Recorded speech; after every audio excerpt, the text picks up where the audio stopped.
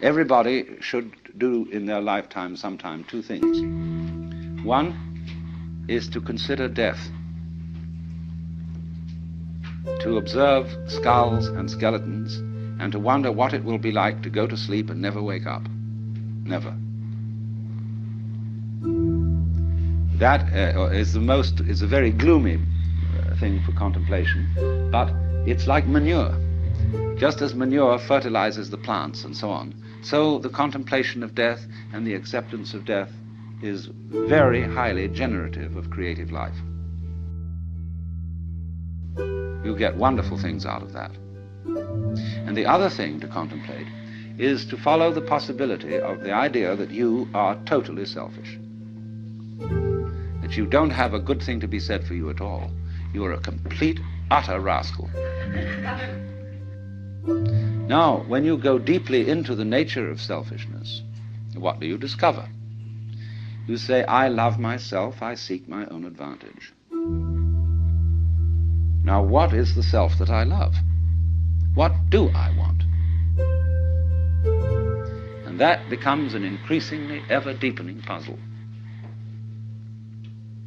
Now, I've often referred to this when you say to somebody else, I love you.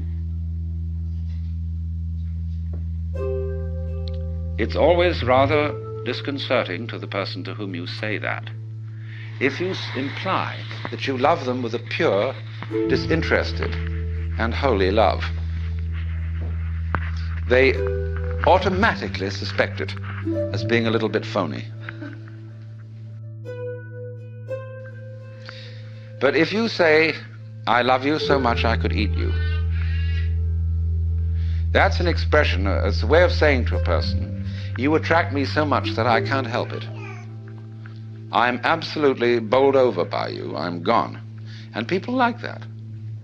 Then they feel they're really being loved, that it's absolutely genuine. But now, I love you so much I could eat you. Now what the devil do I want? I certainly don't want to eat the girl in the sense of literally devouring her, because then she'd disappear.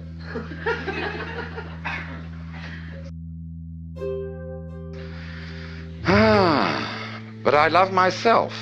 And what is me? In what way do I know me? When it suddenly occurs to me that I know me only in terms of you.